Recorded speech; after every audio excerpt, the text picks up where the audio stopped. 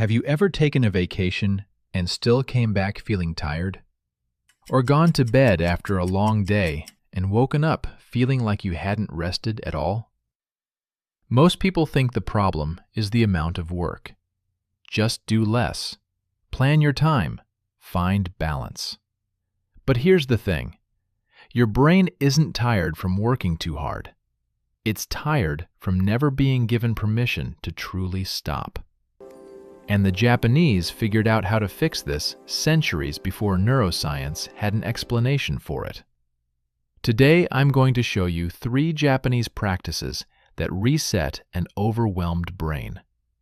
No stress management, no effort, no resistance. Stay until the end, and you'll find out what makes Japanese practices fail without it. Here's something most people don't know about their own brain. It has 2 modes, and it can only run one of them at a time. The first is the active work mode.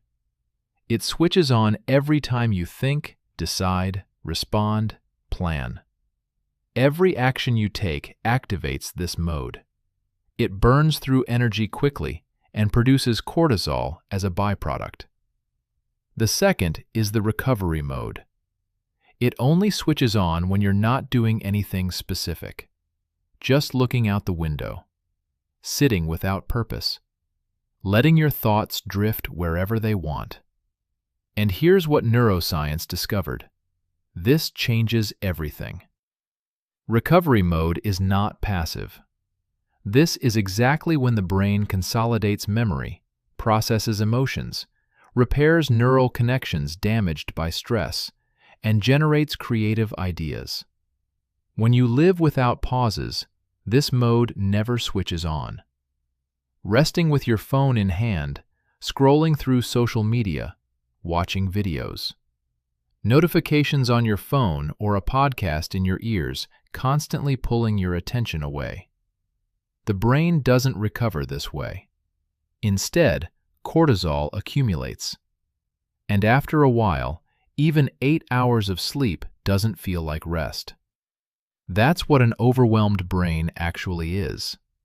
The Japanese found the solution to this problem long before science could explain it. In Japan, there is a word that cannot be accurately translated. It means the pause between notes in music, or the empty space between objects in a room. Ma is not the absence of something. It's the space that gives everything else meaning. Japanese philosophy is built around ma. Traditional music is shaped by it. The tea ceremony, which lasts up to 4 hours, is pauses between each movement, silence that is created intentionally. Your overwhelmed brain doesn't need more productivity tools. It needs ma. Most people respond to an overwhelmed brain with one of 3 strategies. Some push through, more coffee, extreme discipline, working themselves into the ground. The brain gets more cortisol, less recovery, and the overwhelm deepens. Others distract themselves. Hours of passive scrolling, television, endless videos. This feels like rest, but recovery mode doesn't switch on. The brain stays in a state of low-level anxiety, running at half capacity, never restoring itself. Others try to relax, but bring that same anxious energy into it. They meditate while thinking about whether they're doing it right. They go for walks while listening to podcasts. They sit in silence for 30 seconds and reach for their phone. None of these strategies give the brain what it actually needs. What the brain needs isn't complicated. It's simply what modern life has almost completely eliminated. Purposeless time. Just emptiness, with nowhere to be and nothing to achieve. And here's what's interesting. The most powerful of the 3 practices I'm about to show you takes not 20 minutes and not an hour. Just 5. But most people have never tried it because it looks too simple. These three practices come from different corners of Japanese culture, but they share one thing. Each of them gives the brain the conditions it needs to restore itself. The first, Shinrin-Yoku, forest bathing. Not a hike, not an outdoor workout, simply being in a forest with no destination and no purpose. A series of studies conducted across Japan showed that 20 minutes of Shinrin-Yoku reduces cortisol levels by an average of 12%, lowers heart rate, and measurably decreases activity in the part of the brain responsible for anxious overthinking. The forest does what a gym cannot. In the forest, your senses are engaged, but not overloaded. The sound of wind, the movement of leaves, light through branches, all of this holds attention without requiring any effort from the brain. It simply receives. And it's in this state that recovery begins. You don't have to go to a forest. A park or garden works. Even a single tree outside a window, looked at with genuine attention, creates a measurable shift in the nervous system.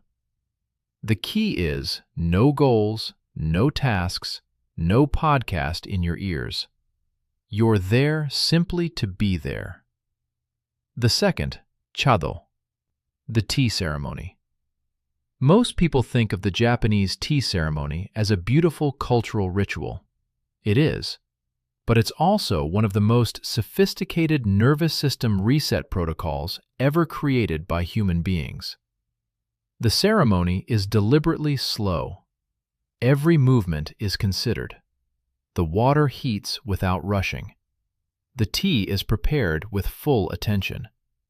The participant is asked to do only one thing: be completely present with what is in front of them.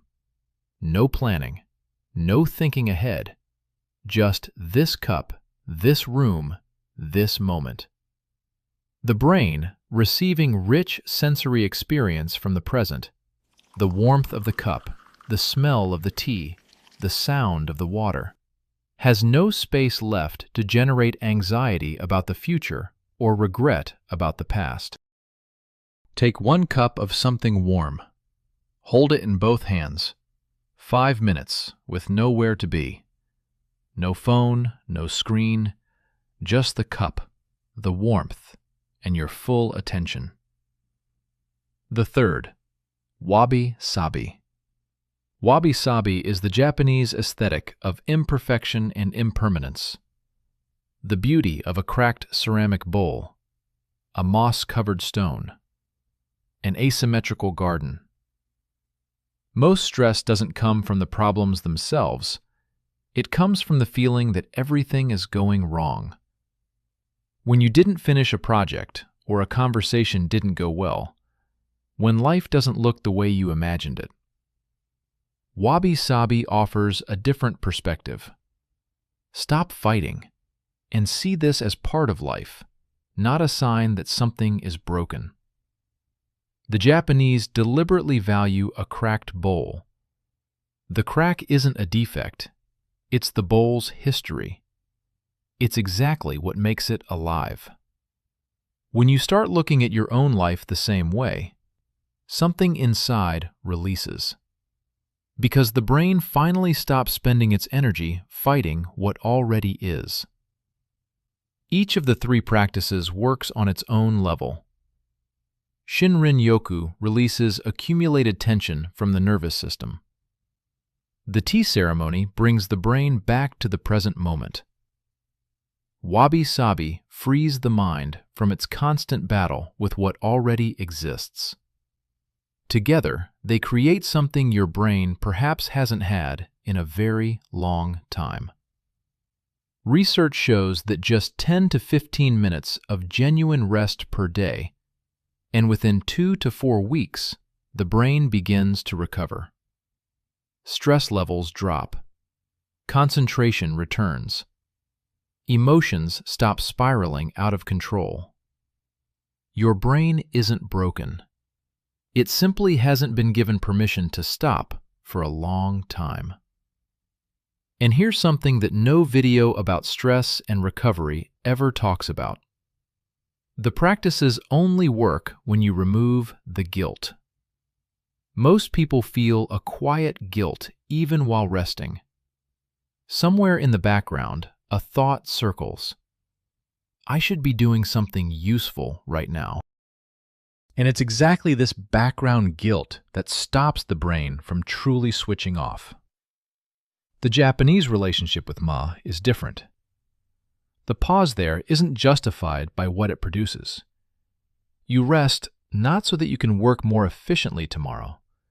You rest because the pause is valuable in itself. Until you genuinely believe this, the brain cannot fully reset. Because the brain only recovers when it feels safe. And safety begins with one thing: stopping the self-judgment for having stopped. Let's return to where we started. Ma, the space between. The pause that makes everything else possible. Japanese culture has known for centuries what we are only beginning to understand. To recover, you don't need to do more. You need to allow yourself to do less. A pause it's the only place where the brain truly comes back to itself. Try one of these practices today. 5 minutes of genuine purposelessness. A walk with no destination. A cup of tea without a screen. And simply notice what happens inside. When your brain feels, perhaps for the first time in a long time, that it's allowed to stop. No need to rush anywhere or solve anything. Just be. When did you last sit in complete silence? No phone, no music, no podcast. Just like that. Write in the comments, I'm genuinely curious.